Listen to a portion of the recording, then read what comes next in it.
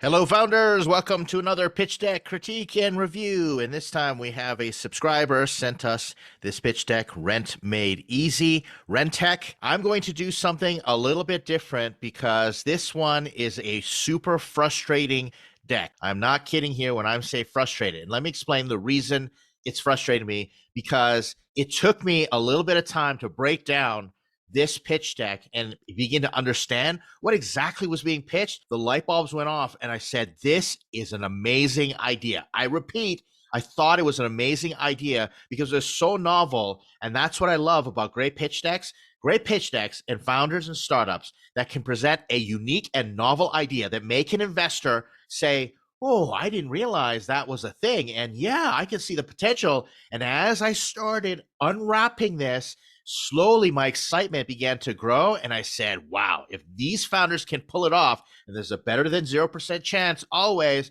this is exciting. This is a unicorn waiting to explode. The problem is pitch deck got nowhere even close. And I say that with all the positivity, optimism, and the encouragement that I can muster up to these founders who have wonderfully, graciously, courageously put this pitch deck in front of us so we can all learn from it. This pitch deck needs so much work, but I'm going to show you how to do it. And here we go. Let's jump right in and take a look here. Rent Made Easy. First of all, this is a marketing slogan. We don't need it. I want to describe exactly what we're doing here. So you're going to change this, but let's look. Here's the problem. Rent, salary, Latin America. It says rent ranges between 35 to 60% of monthly income. Salary, biweekly salary, monthly rent is paid. In Latin America, overpopulation, gentrification. Here's the issue that we're running into right now. And like I said, I'm going to do this a little bit differently because there are three main problems happening here, or the way that it's presented. I got three problems. Is rent the problem? Is salary the problem? Or is Latin America overpopulation, gentrification the problem? Now, let me stop for a moment, because I have the luxury of going through this deck and taking a look at what we're actually trying to accomplish here. Stick with me on this one. If you're learning how to do pre-seed decks and you have a deck that looks like this, you're going to learn a lot here. I'm going to tell you the problem verbally. I'm not going to show you anything visually. I'm going to explain it to you, which is a major issue. If you need voiceover for your deck, if an investor can't understand your deck unless you are explaining it, then you got an issue. But I'm going to use a voiceover. I'm going to pitch it to you verbally so that you understand how your deck has to reflect the pitch. Think about this for a moment. Imagine you're living in a country where rent is 60% of your monthly income. Over 50%. It's 60% of your monthly income. And you have to pay on the first of the month. And you get paid bi-weekly. So when you get a check, which is half your paycheck, and if rent is 60% more than half, guess what happens? You can't pay your rent. Or if you can't pay your rent, for a whole 2 weeks, your cash flow sucks. Your cash flow is dead because all your money has had to go to rent. So what happens when you have an emergency come up or an unexpected expense? That's when you go to credit cards, or you may go to predatory lending services where you get cash advances on your paycheck, which only puts you more into debt. On top of which, salaries are low and rent is just going higher and higher because all these people are moving in to where you live, driving up the rent prices. It is a tough situation. Imagine you have the problem. You have renters who have to pay high rent, get paid bi-weekly, pay rent monthly. Cash flow is a major issue. So what's the solution? Rent financing, or assisting with rent cash flow. So what happens, here's my solution. I come to you and I say, I will pay your whole rent and you're going to be a subscriber to my service. And for a low monthly fee, I'm going to pay your monthly rent, help you handle cash flow. You just pay me what you can, half the rent, and then I'll cover the rest. And for a small interest payment for the amount of time that you need me, I'm going to finance your rent, help you with your cash flow. I think that's a fantastic solution. And now, you know where we are? We are a fintech. But there are a lot of challenges. And again, this is the reason this startup can be promising, because there are so many reasons this is a bad idea. So many reasons this is not going to work. And when I hear that, I get excited, because if you can solve for this underserved, underrepresented, and underestimated problem, you've got a billion-dollar company on your hands. And this is what we're looking at right now. But the problem, going back, is that this pitch deck is nowhere close. So here's what we have to do. I need to see one sentence explaining everything above. Your opening sentence for problem needs to be X amount of people have Y problem paying their rent because of high rent, low salary, and overpopulation gentrification. So you got your 3 bullet points right there. X plus Y equals Z problem, and this problem is worth billions of dollars. There's a major issue going on right there. That's the type of problem slide. It needs to be one sentence, not 3 bullet points, one sentence telling me exactly what I just pitched. Go back and I checked out all the competitors and they're pitching the same way. This is a good problem to solve. I can't say this enough. It is a worthy problem to solve. Now let's go to this next problem statement. This is a completely redundant statement. This does not have to be here. Lack of empathy and innovation by the real estate industry. That is not a problem that you are solving for. This is a generalized statement, and you're really talking to the customer. You're really talking to the industry at large, not to an investor. The investor is going to look at this and go, so what? So what? Who cares? How does this help me make money? Why should I invest in this? So you don't need this slide whatsoever. When you are doing these types of problem slides, avoid generic hyperbolic statements that talk to a problem at large across the entire industry that you may care about, but does not precisely identify the opportunity for solution and investment. Here's the current solution slide. Identity verification, split your rent into 2 payments, direct debit payments to your card. This is not a solution statement. These are simply features that you're doing right here, especially these two. This is getting to a solution statement slowly, but it needs to be one sentence up top here, and it needs to be the inverse of the problem statement. Verbally, again, there are X millions of people that have cash flow problems because they can't afford to pay their rent in one lump sum at the beginning of the month because they get paid bi-weekly, their rent is super high, and they've got cash flow problems because low pay and over gentrification. Makes sense, right? Now the solution has to be the inverse. As I'm always teaching you, if your problem is it's slow and manual, your solution has to be it's fast and automated. So now what's the solution? We help renters by paying their rent and accepting half their rent payment so they can manage their cash flow. Something simple like that. And we can say later on that it gets debited and identity verification, but you're solving the problem of cash flow. State that as the inverse, the solution to the problem by invoking the very same things that were said in the problem. Now you can see that this is not a solution statement whatsoever. These are just 3 features that are part of the solution. Now this solution gets a little closer to what I'm looking for, but once again, there are hyperbolic statements. Take a look at this word transforming the industry. All right. Every startup is supposed to transform the industry. Every startup is supposed to disrupt, is supposed to innovate. So leave these words out. Automating, digitizing, and splitting rent payments is a great start. Check, check, check.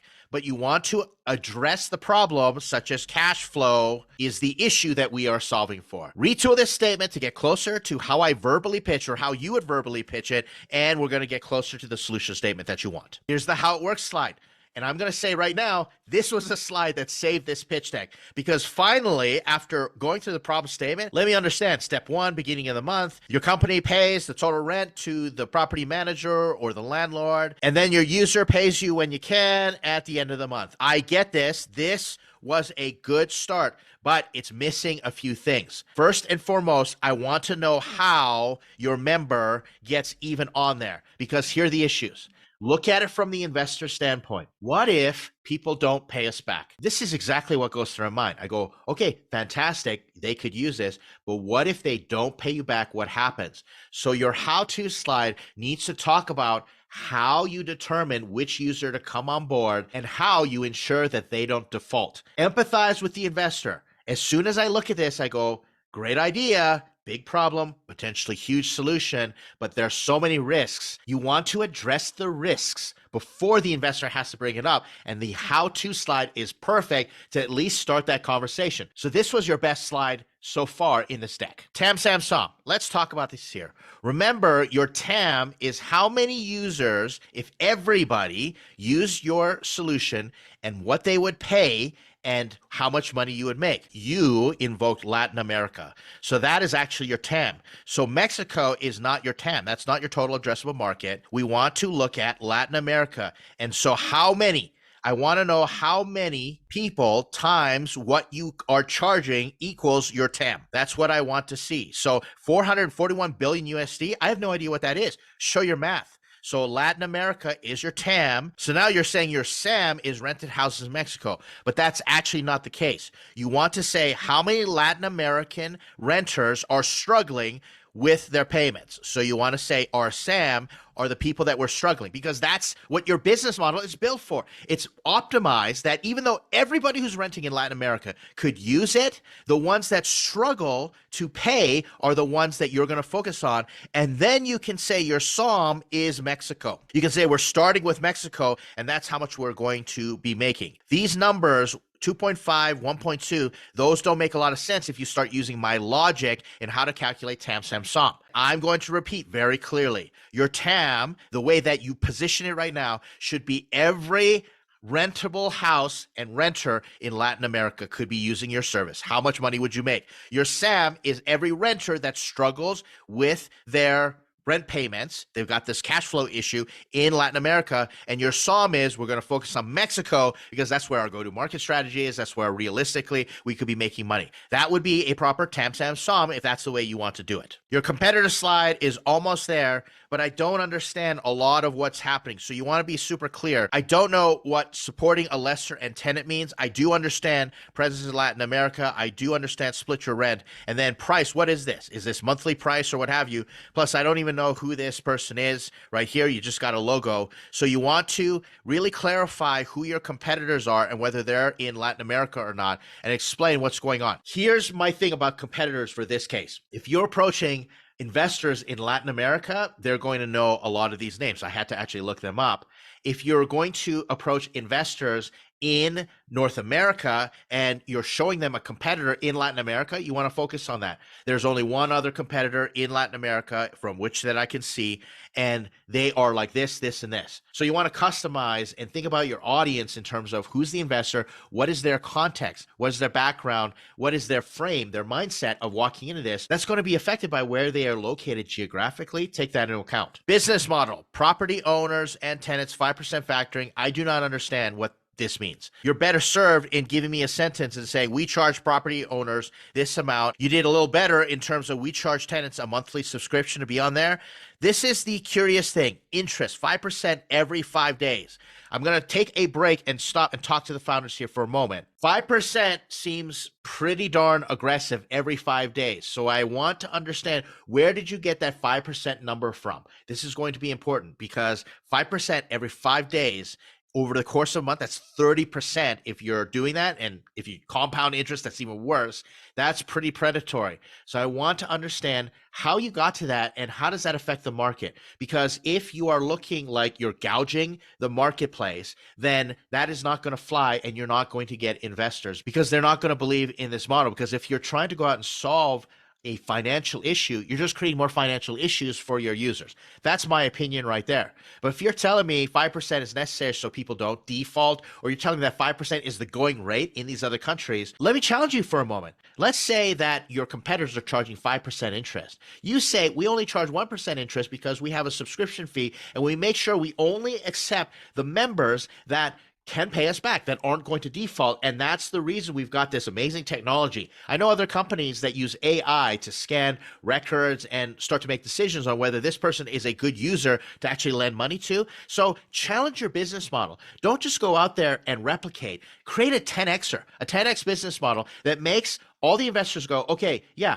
what stops someone, a company that's got $300 million, let's say, and can throw money at the problem? They look at it and they say, Latin America is a great market to get into. Let's do it. That might be a total cash grab. But if you come in and say, we have this special model and it is completely different than what other companies are doing, that those competitors would never want to do it our way, but we've got an investment thesis, we have a set of assumptions that we think is going to stand against competition and build that moat and create competitive barriers of entry. Now you're talking. This is what investors are going to look for when they're looking at this type of problem and your solution that you're trying to get investment for. Here are the traction slides that you put in there. This is a good one. You started with your MVP using bank transfers in August through November. I like it because you're saying we actually had a low-tech manual MVP in August and November. That's a great start. The issue is that you've added these other traction slides. Now you got a Facebook acquisition model, $13 in marketing. You've got in November, and then you've got a virtual waiting line, 400 users signed up,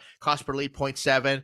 Great. All this stuff is great. Put it on one slide. This did not take 3 slides, get into one slide and put bullet points and say, this is what we accomplished milestone by milestone. That's a good enough traction slide. I really, really dig it. Here's the team slide. I took this individual out because it was a scary mugshot of an individual. And I'm not throwing this person under the bus or throwing shade. He looked so mad in the picture. You don't want that type of picture in there. You see these faces of smiley founders right there? That's the picture you want. So replace that picture. And then I need more bullets. A few more bullets under each one. It's great what you've started here, but give me a few more bullet points of what skills you bring to the table so that I understand why I should invest in you as a team. Is this a technical team? I'm thinking this is a technical team. I need to understand the technical configuration of this team because for a fintech, you're going to be doing a lot of building. Now, before I move into the next slide, here's a slide that I want you to put in.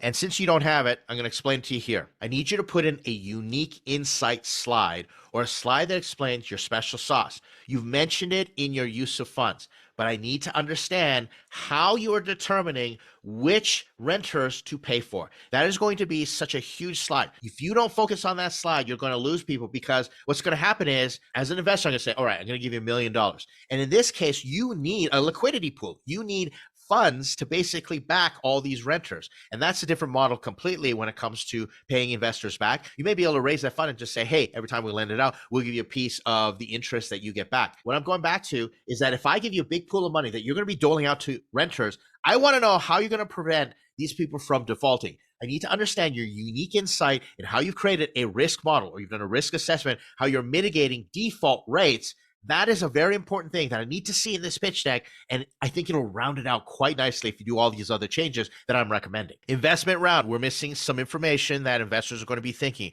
But first of all, you want to make sure that you take this out. Who cares? 15% Vice Safe. That doesn't mean anything right now. You want to say, we are raising $500K to do this milestone. It needs to be super, super clear. Notice how the risk models are there. This is the reason I want you to talk about that in a slide dedicated unto itself. It needs to say, we're raising $500K to reach 500 other customers. But here's the thing. 500 customers translates into an MRR of 150K. I don't believe it because guess what? There's risk involved here. Where are you going to get the capital to actually lend the money? That's why I need to see a use of funds. I like the milestone, but I need to see the use of funds here so that you tell me how much is going into tech for your risk model, risk analysis, and how much you're actually using as a pool to lend out to these renters. In summary, you want to streamline the slide. I need to know a use of funds, and I also need to know how much you are actually using to lend out to renters. Here's your call to action slide. I don't mind this at all. Just make sure you put contact information down there. That's it for this one. Like I said, I hope you're encouraged. It was frustrating, but I really think this one has potential, so go work on it. If you have your own pitch deck that you want reviewed and critiqued, just leave a comment, and I'll be more than happy to let you know how you can send me your deck. You just email it to me, and I'll just create a video. Thanks for checking it out. Like, comment, subscribe, do all the social media stuff. I'll see you in the next video.